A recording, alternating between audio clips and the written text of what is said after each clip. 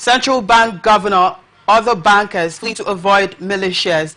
South Africa getting to grips with economic reforms. Rains sprayed wartime suffering across Sudan. Trump pledges free IVF, criticizes Florida abortion ban. Alcaraz suffers shock defeat at U.S. Open. 169 civil society groups banned as purge intensifies. Kremlin denies deals with Telegram's Durov. These and many more stories to come your way in a moment. Please stay with us.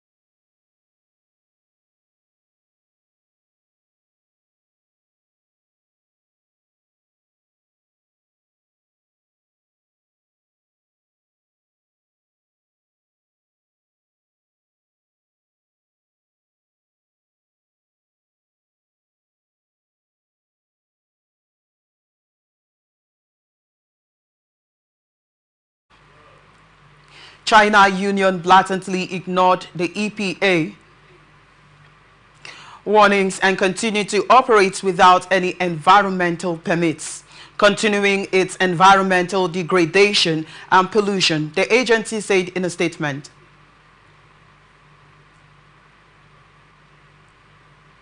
The shutdown will remain in force until full compliance is achieved and the identified environmental concerns are duly addressed, it added. China Union could not be immediately reached for comment outside office hours. Iron is abundant in Liberia, but the sector was decimated by decades of underinvestment. Production at the Bong mine stopped during a conflict that lasted from 1989 to 2003.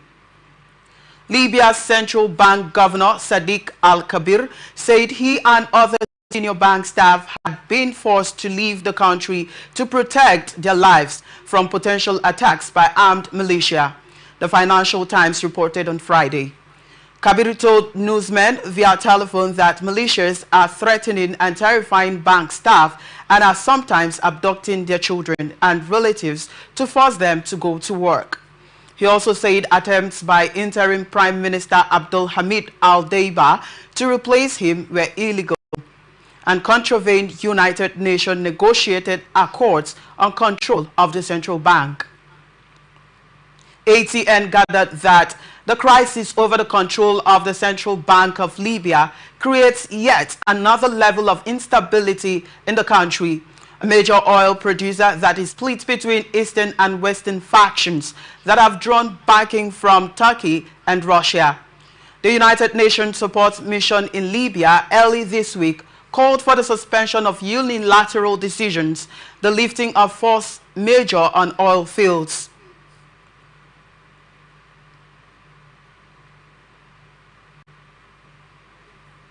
More than half of Libya's oil production, or about 700,000 barrels per day, was offline on Thursday, and exports were halted at several ports as a standoff between rival political factions over the central bank and oil revenue threatens to end a 4-year period of relative peace.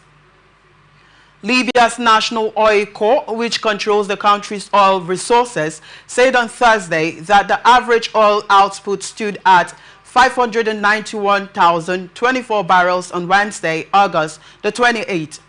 Libya pumped about 1.818 million per barrel in July. Total losses in the past 3 days following the oil were at 1,504,733 barrels, worth about $120 million. National Court. Crisis over control of the Central Bank of Libya threatens a new bout of instability in the country, a major oil producer that is split between eastern and western factions that have drawn backing from Turkey and Russia. Ports in Libya, hydrocarbon-rich oil Crescent, Sidra Brega, Zuitina and Ras Lanuf halted export operations on Thursday. 2 engineers at the ports told newsmen.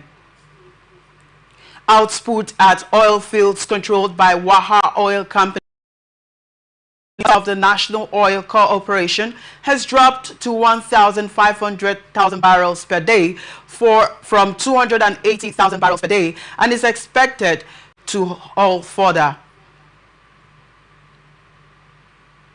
Engineers told newsmen on Thursday. Production has also been halted or reduced at the Sharara Sarir, Abu Atifel, Amal and Nafura fields, engineers have said. That has taken roughly 700,000 barrels per day of oil output outline, according to calculations. Libya pumped about 1.18 million barrels per day in July. The Presidency Councils headed by Mohammed Al-Menfi said on August the 8th that it was dismissing Kabir, a move rejected by the Eastern-based House of Representatives Parliament and Eastern Commander Khalifa, Haftar's force called the Libyan National Army. The North petroleum exporting countries has had little stability since the 2011 NATO-backed ouster of longtime leader Muammar Gaddafi.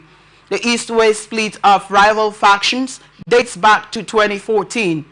ATN gathered that oil blockades have been used frequently as a political tactic in the chaos following the end of Gaddafi's 42-year rule.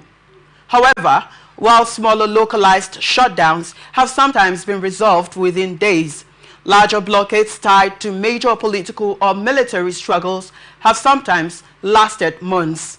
The longest major blockade, when Haftar stopped nearly all production in 2020 for 8 months, was only resolved as part of a wider agreement when his assault on Tripoli collapsed. South Africa is addressing a power crisis to boost its economic potential, according to its central bank governor. The central bank has emphasized the need for structural reforms in energy and freight rail to exceed the 1% growth target for this year and next. South Africa's government has made progress on growth initiatives due to a dramatic turnaround in electricity availability this year. South African Reserve Bank Governor Laseja Kyanyago said that the country is executing the reform program despite the challenging environment, referring to the first time in years that the country has gone without power cuts for 5 consecutive months. Kyanyago predicts that if structural constraints are addressed, growth could reach 3.5%.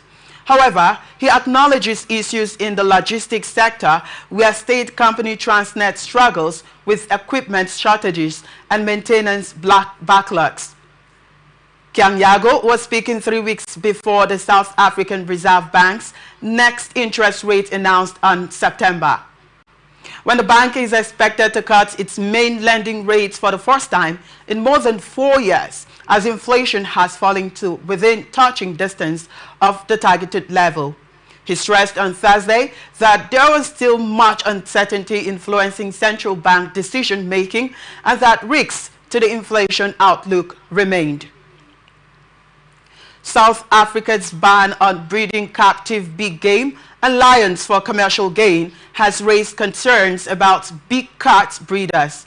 A ministerial tax team recommended the sector's closure in December 2022, but did not offer financial incentives for lion owners. The government implemented these recommendations in April without a deadline for breeding to cease. South Africa's national election in May has led to a unity government and appointment of a new environment minister.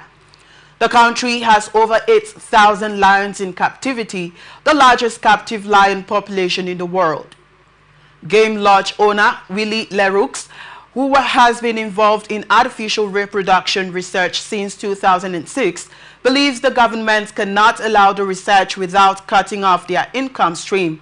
Leroux's lodge allows tourists to participate in guided educational works with lions, which helps pay employees and fund his research facility. The department's report encouraged breeding facility owners to voluntarily leave the industry by euthanizing or sterilizing the animals or handing them over to the government to be released into the wild or moved to sanctuaries. Fiona Miles, director of animal welfare organization Four Paws in South Africa, said conservation organizations could relocate funds and resources currently directed towards the captive breeding industry to support genuine conservative efforts. The communities surrounding wildlife reserves and national parks could see economic gains if tourism increases, Miles said. Flood waters from heavy rains that started surging in earlier this month have brought devastation across a country already shattered by 500 days of fierce fighting between the army and paramilitary rapid support forces. Since floods swept away their home in eastern Sudan, Ahmed Hadab and his family have survived by drinking water mixed with milk from his last surviving goat. Floodwaters from heavy rains that started surging in earlier this month have brought devastation across a country already shattered by 500 days of fierce fighting between the army and paramilitary rapid support forces. At least 64 people from the area are missing. Others are stranded on higher ground with no food and little hope of rescue, according to locals. Many hundreds of households are also displaced in Sudan, North State, another region largely untouched by the fighting, according to the United Nations. In Darfur, where millions are threatened with extreme hunger, the rain has damaged displacement camps and delayed the arrival of crucial aid, according to the World Food Programme. The United Nations estimates that overall, more than 300,000 people are impacted by the flooding. It has brought cholera for the second year running, with 1,351 cases reported as of Wednesday. Likely an undercount as the Army-aligned Health Ministry struggles to access the large portion of the country occupied by the RSF. Abul Ghazim Musa, head of Sudan's early warning meteorological unit, said that the extreme rains that have unusually hit desert areas were likely caused by climate change. His unit had warned about them in May, he said. In the land around Toka, Mohammed Tahir joined scores of others on the roads. An underfunded and overstretched aid effort has meant that only a few construction vehicles are dotted around the region, helping carrying people across the flood water and fixing routes so that they can escape. Botswana state-owned Okavango Diamond Company seeks a $300 million credit facility from local banks to support larger volumes of diamond purchases. Finance Minister Peggy Serami said on Thursday. Okavango Diamond Company, established in 2012 as an independent window for the government to sell diamonds outside of the DBS channel, currently gets 25% of its production from Botswana, a joint venture between Botswana and Anglo-Americans. In June last year, Botswana and De Beers agreed a new 10-year diamond sales agreement, which will see Okavango Diamond Company's share of Botswana output rise to 30% initially and then increase gradually to 50% by the end of the deal, as the country seeks to get more revenue from its resources. Following the majority of a $140 million working capital facility in 2023, Seram said Okavango Diamond Company has appointed Standard Chartered Bank to structure and coordinate a new $300 million syndicated revolving working capital facility. Okavango Diamond Company is currently only able to afford purchases up to $70 million using its own cash reserves. Serami told lawmakers as she sought approval for a $175 million government guarantee for the new credit facility. Serami said the $175 million government guarantee will crucially support Okavango Diamond Company's increased entitlement of 30% to Botswana's rough supply, as well as assist the company in negotiating favorable rates in the local market on a new working capital facility. ATN learned that the diamond industry is currently going through a market downturn, which has seen sales at Botswana fall 49% in the first half of the year. In October last year, Okavango Diamond Company temporarily halted its rough sales as part of an industry-wide drive to reduce the glut of inventory in the cutting and polishing industry caused by weaker global demand for jewelry. The diamond industry is expected to start recovering from the impact of weak global demand during the fourth quarter of 2024, Serami said. An availability of the credit facility would put Okavango Diamond Company in position to benefit from the recovery. ATN gathered that people took to the streets of Buenos Aires after President Javier Milei announced he would block plans to raise pensions in line with Argentine triple-digit inflation rates. Police used pepper spray on demonstrators and hit them with batons during violent clashes, according to reports. The president announced his plans to veto the reforms tabled by the opposition-controlled Congress in a statement posted by his office on X, formerly Twitter. The statement claimed the bill's only objective was to destroy the government's economic program. Former President Donald Trump said on Thursday that he supports having the government or insurance companies cover the cost of in vitro fertilization, or IVF, and indicated that he would vote for a ballot measure in Florida aimed at overturning the state's 6-week abortion ban. Trump announced the policy at a rally in Michigan, telling a crowd that the government will pay for or their insurance and that company will be mandated to pay for all costs associated with IVF treatment.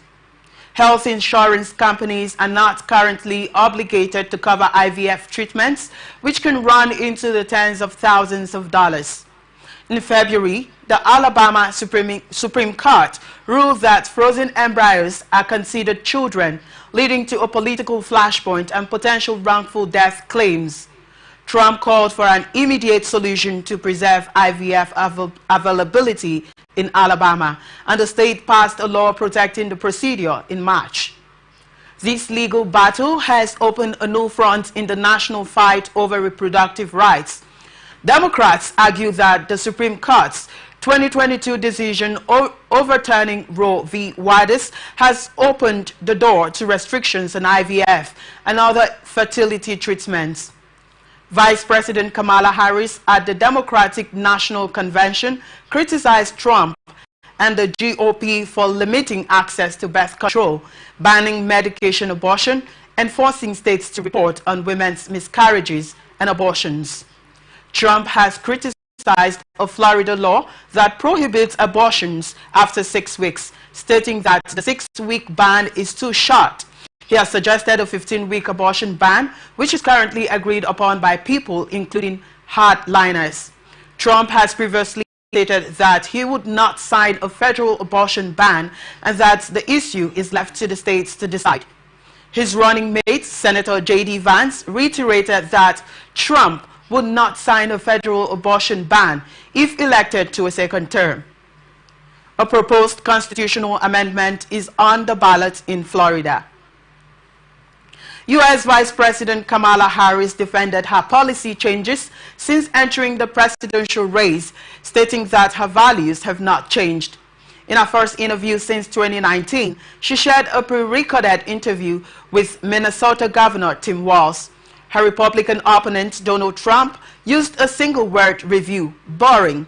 Harris was also asked about the White House economic track record as inflation and high cost of living prices continue to affect Americans.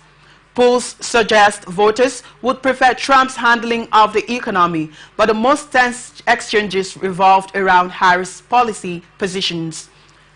Vice President Biden has reaffirmed her commitment to addressing climate change and supporting the Green New Deal, a Democratic proposal to reduce the reliance on fossil fuels. In the CNN interview on Thursday, she cited the Biden administration's work on the Inflation Reduction Act, which allocated billions to renewable energy and electric vehicle tax credit programs. Harris did not explain her reversal on banning fracking, a technique used by the Pennsylvania-based industry. She stated that she would not ban fracking as president. A campaign spokesperson stated that the Biden administration's clean energy investments have made progress on climate without past stances.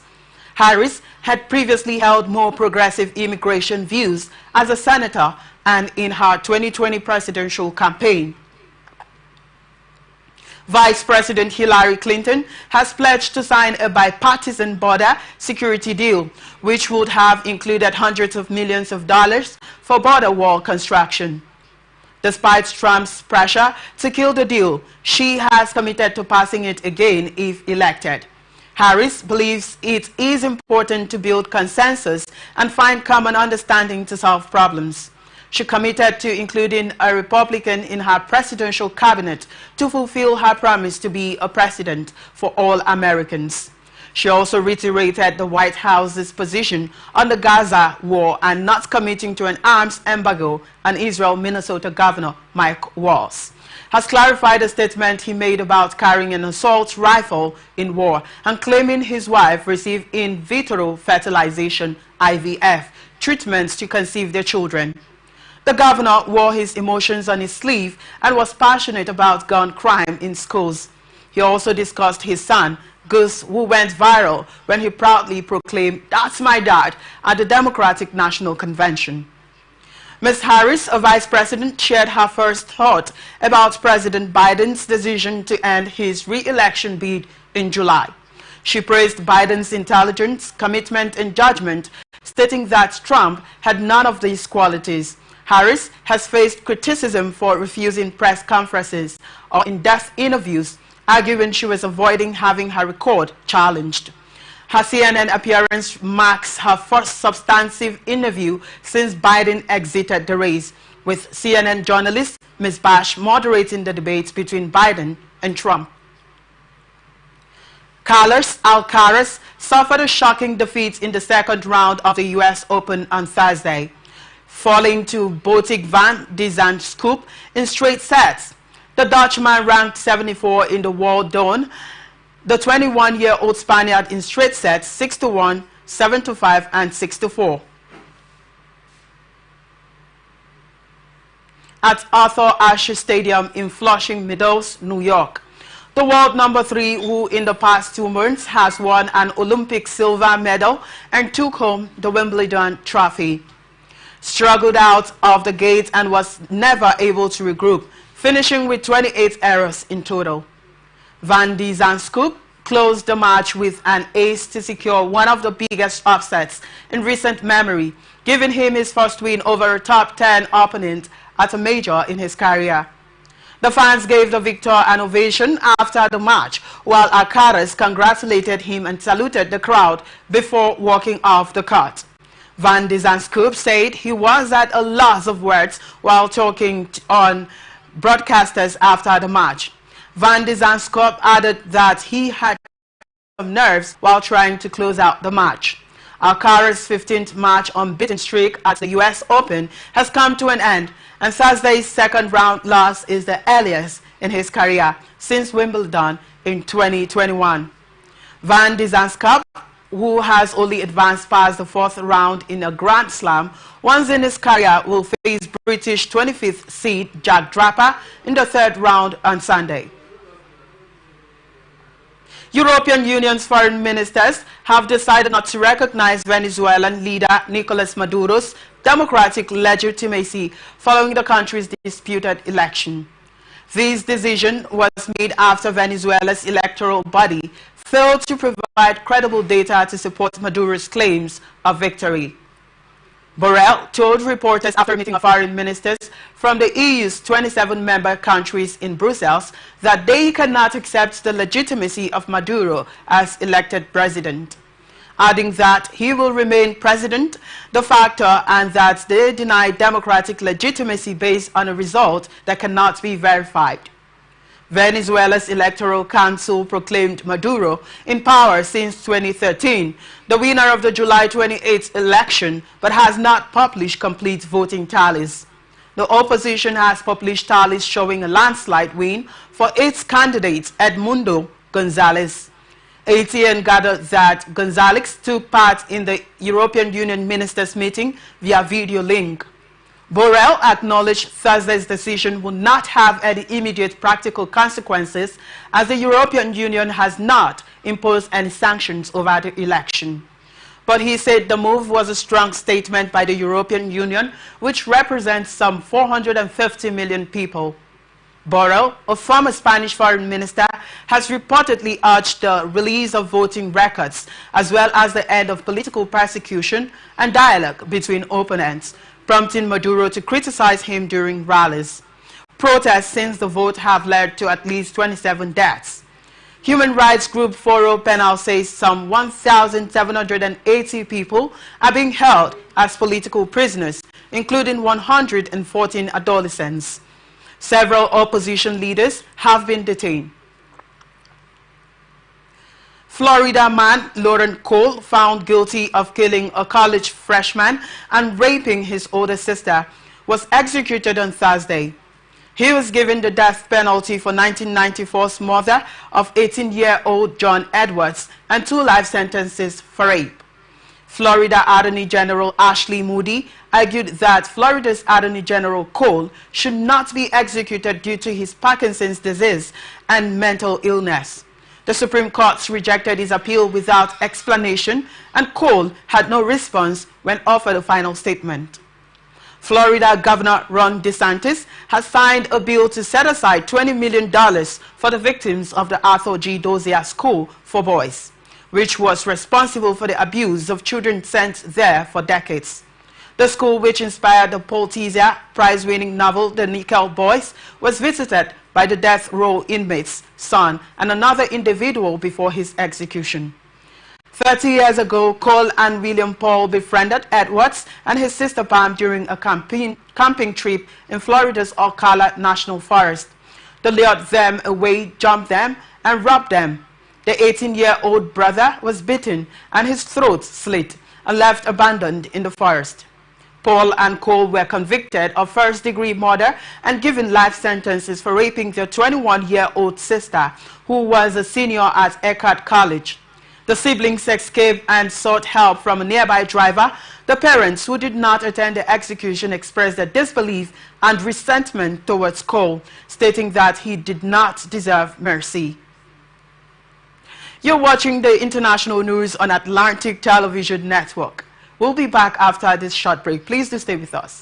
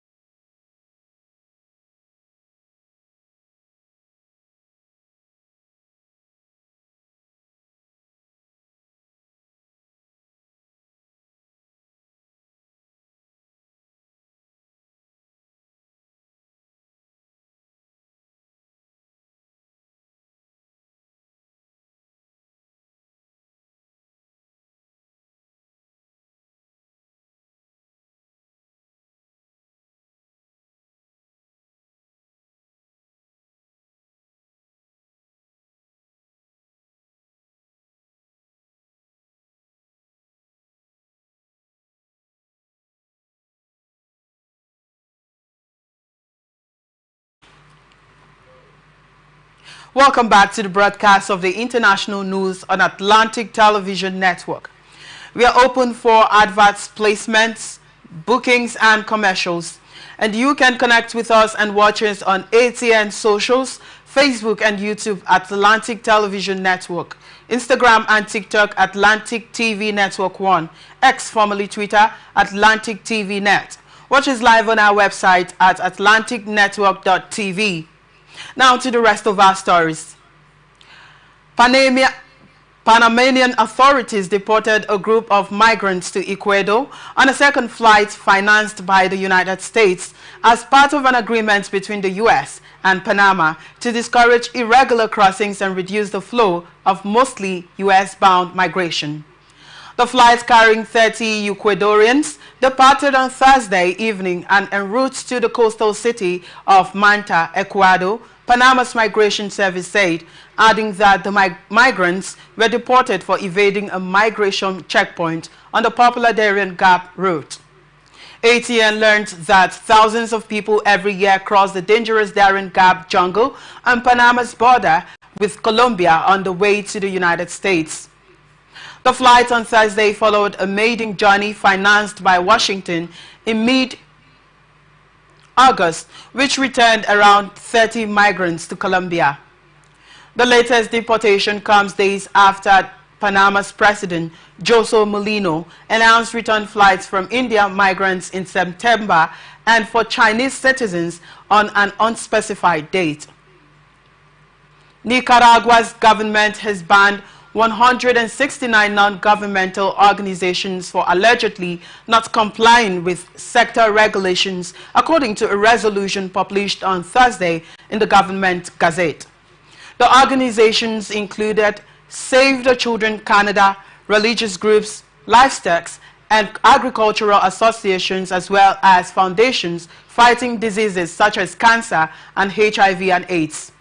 The move represents a further blow to civil society as part of a long-standing crackdown on groups viewed as hostile by President Daniel Ortega.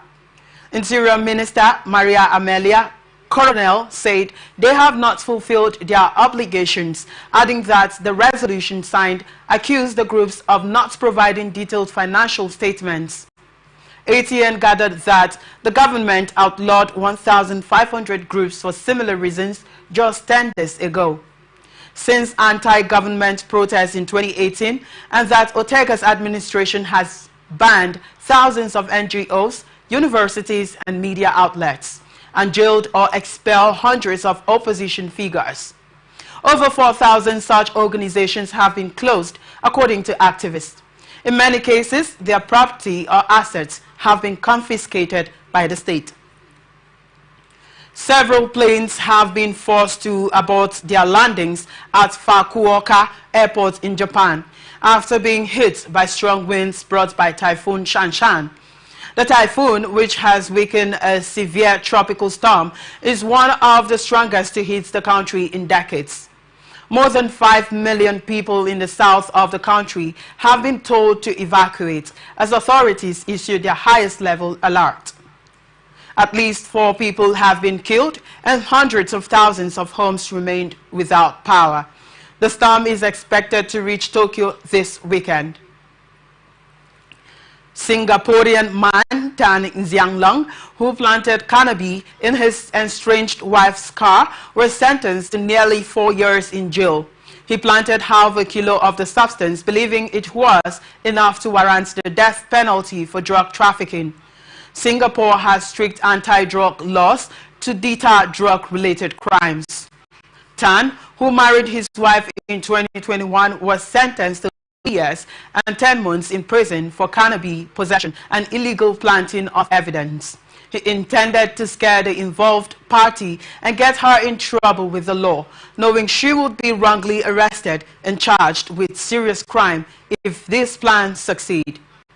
Tan, a man with a criminal record, framed his wife by placing a brick of cannabis in her car.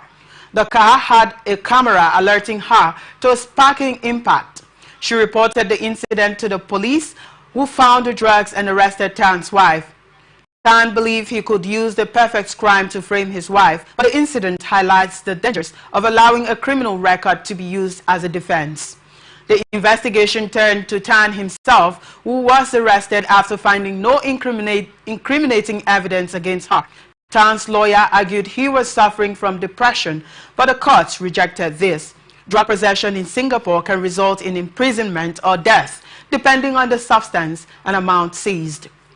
Singapore executed 2 convicted drug traffickers over a 5-month period last year, defying international human rights groups due to Tan's cooperation and early guilty plea, according to court documents. Indian Prime Minister Narendra Modi's coalition has increased cash handouts and debt waivers despite criticism to address fiscal imbalances and disrupt urban infrastructure spending. The Bharatiya Janata Party, which lost its parliamentary majority in the national election, has stayed in power with fickle allies. Opinion polls predict the Bharatiya Janata Party could lose provincial elections in Maharashtra, Haryana and Jammu and Kashmir later this year, while winning in Jharkhand state, potentially reducing Modi's popularity. Maharashtra, India's richest state, has increased its fiscal deficit target to 2.6% of GDP for the current fiscal year, for 2.3% in February. The latest budget includes cash handouts for women and free electricity for farmers, potentially costing about 960 billion rupees in total.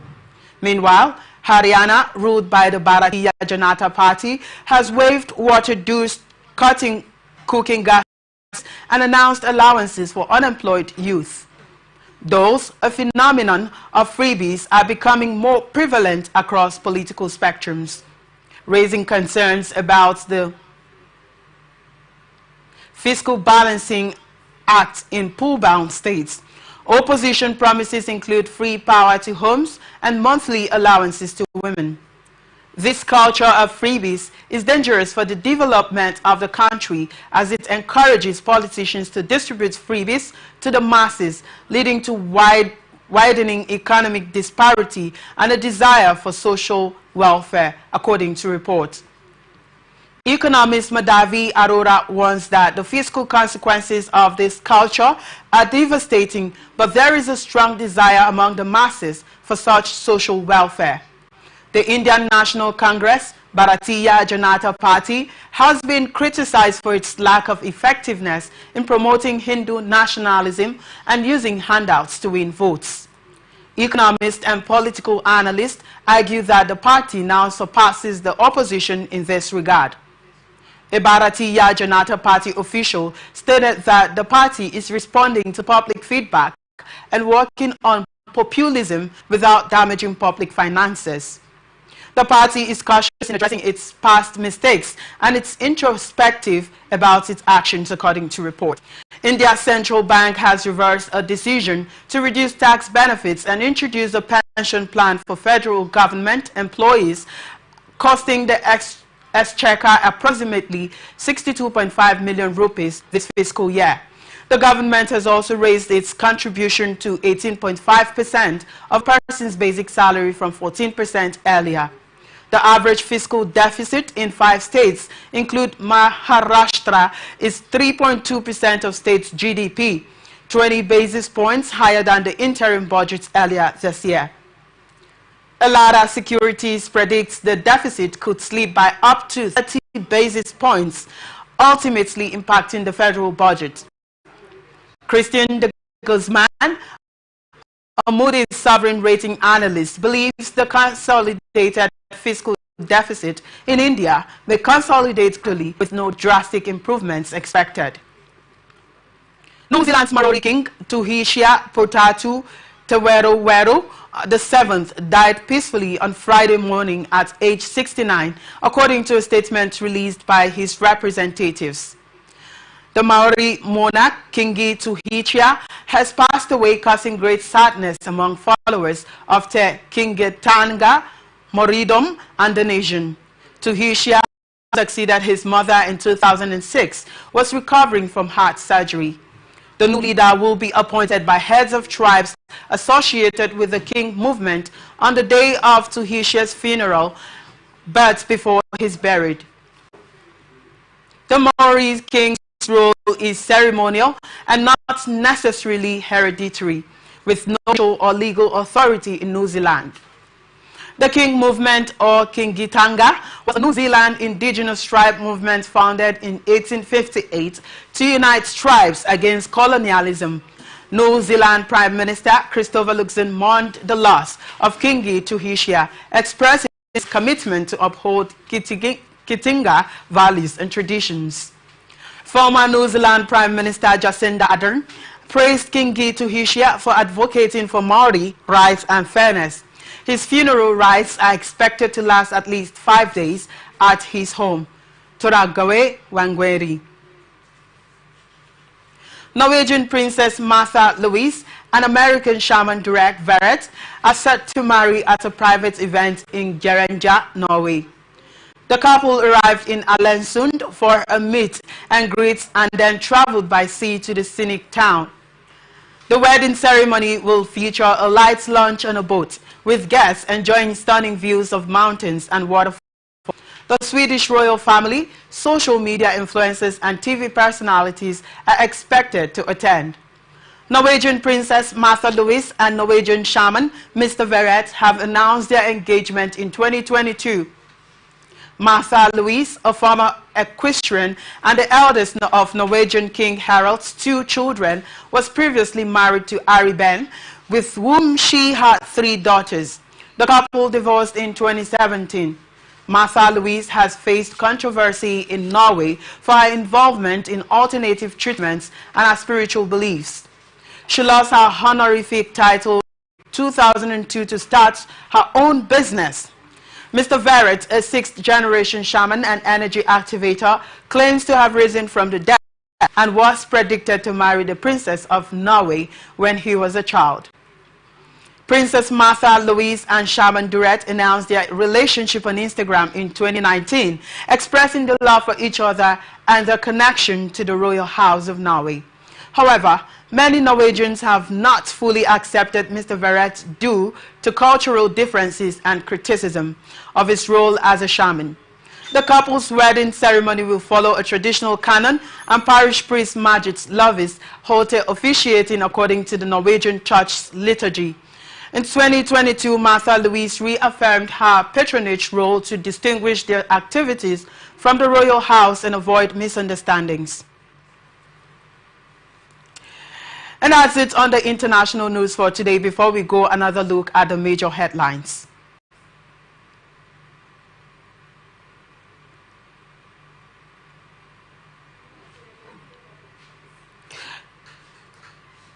Central Bank Governor, other bankers flee to avoid militias. South Africa gets into grips with economic reforms, rain spread. We also told you that